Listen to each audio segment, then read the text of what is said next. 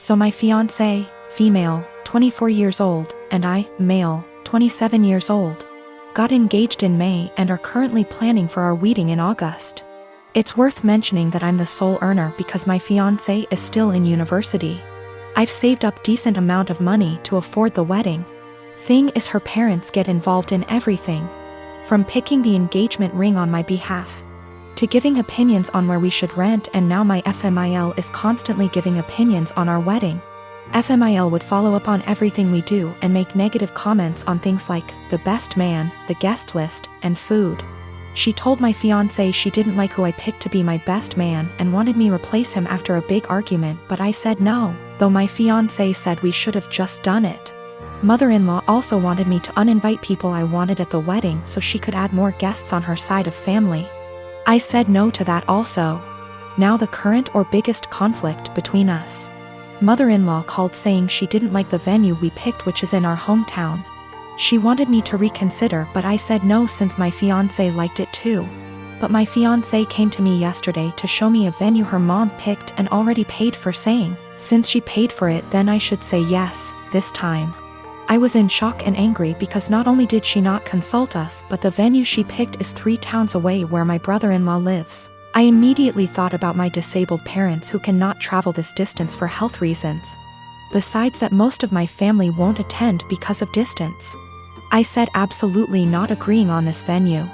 My fiancé said she disagreed with me and I had no right to complain because her mom and dad paid a lot of money for this venue as wedding gift and we should accept it.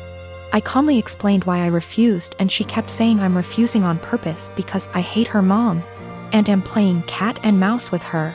I bluntly said her mom is indeed making this a game and told my fiancé she's either with me or against on this issue. She either backs me up or there won't be any more wedding planning.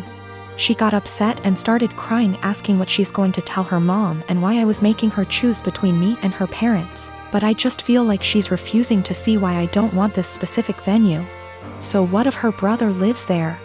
I have never been to that town, so having the wedding just cause her mom paid for the venue is not okay. We haven't talked ever since that argument. My friend called me ungrateful fool for turning away a free wedding venue over distance, but I can't help but feel FMIL did it purposely.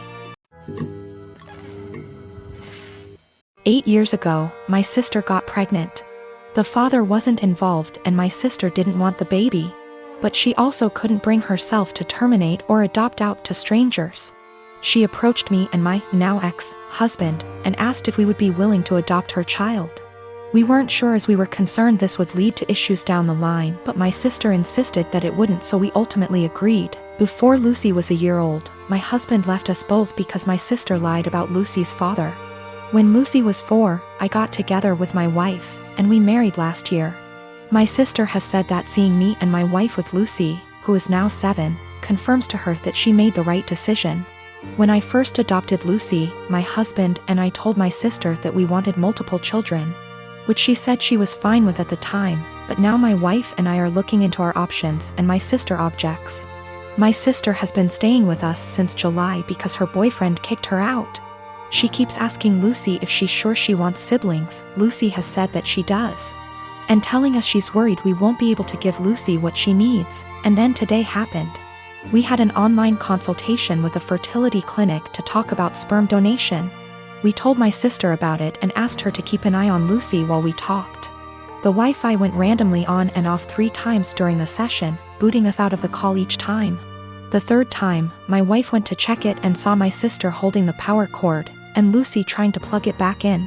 Lucy saw my wife and said, "Auntie keeps turning the Wi-Fi off." Wife plugged it back in, but we could no longer get into the session, and we got an email from the doctor saying that if the Wi-Fi is going to be this bad, then maybe we should try a more local clinic, as we can't do online consultations.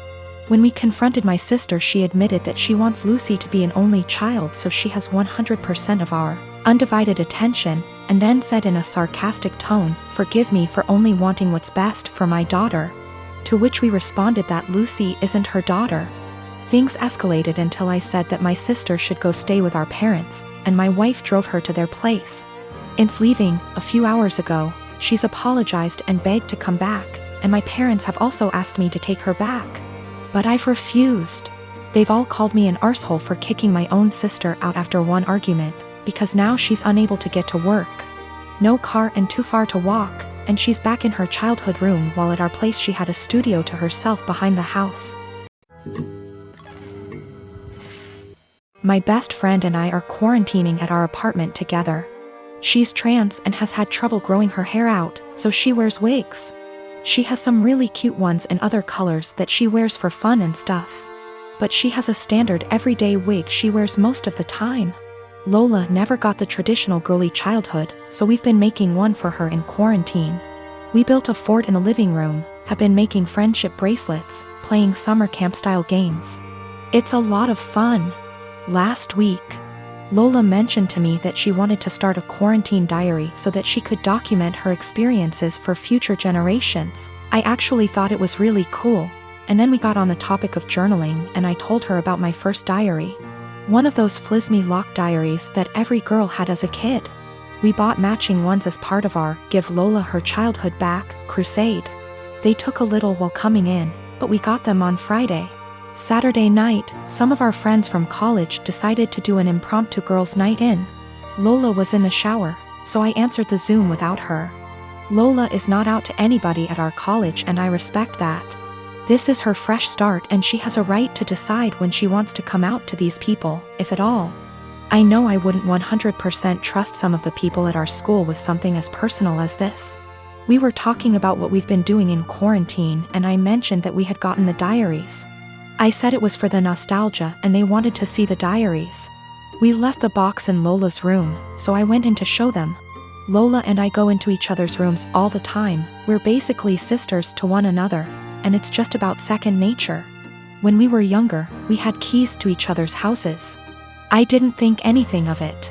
I flipped the camera to show the diaries and didn't flip it back.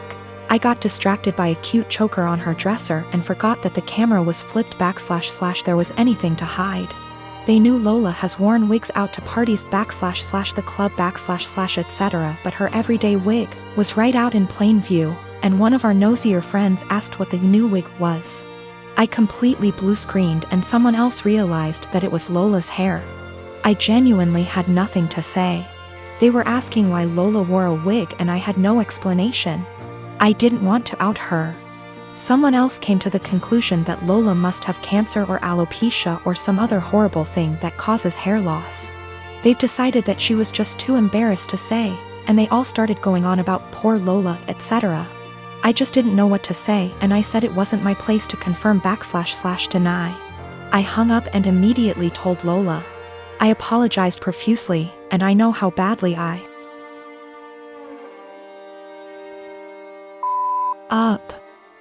feel so guilty about it. But, understandably, she's upset. Now, she's being forced to decide whether or not to out herself. Lola, understandably, doesn't want to lie about having some serious disease and people are already trying to show support.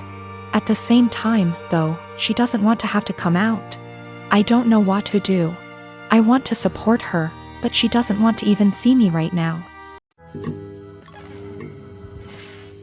I am a 41-year-old male, single dad with a 13-year-old daughter Lacey. My wife died in childbirth and it's just been me and Lacey all her life. My sister has been a big help in raising Lacey, and we do keep in contact with her maternal grandparents. The issue started a couple of months ago when Lacey started her period. I knew this day would come, so I spoke to my sister, my female best friend and my mother-in-law to be well prepared. I gave her the talk with her grandmother and aunt there. I buy her pads and tampons. I even have Midol and heating pads ready for Lacey when she needs them. The problem began when I began to notice a smell coming from Lacey's room. I went in to investigate and found pads and tampons openly disposed of in her wastebasket. I checked her bathroom and it was worse. She had her blood-stained undergarments in the tub. I took out her trash and did my best to get rid of the smell, but I didn't know what to do with the underwear in the tub.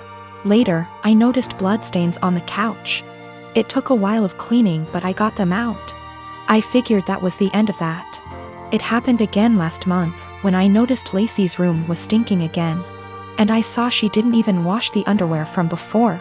The bathroom was unbearable at this point. Then earlier this week, I saw bloodstains on the couch again. I sat Lacey down and told her that she had to learn to properly dispose of her feminine hygiene products and wash her underwear, as the smell was becoming too much. And to be careful of getting bloodstains on the couch or anywhere she sits. I also noticed her sheets had a lot of bloodstains and brought this up too.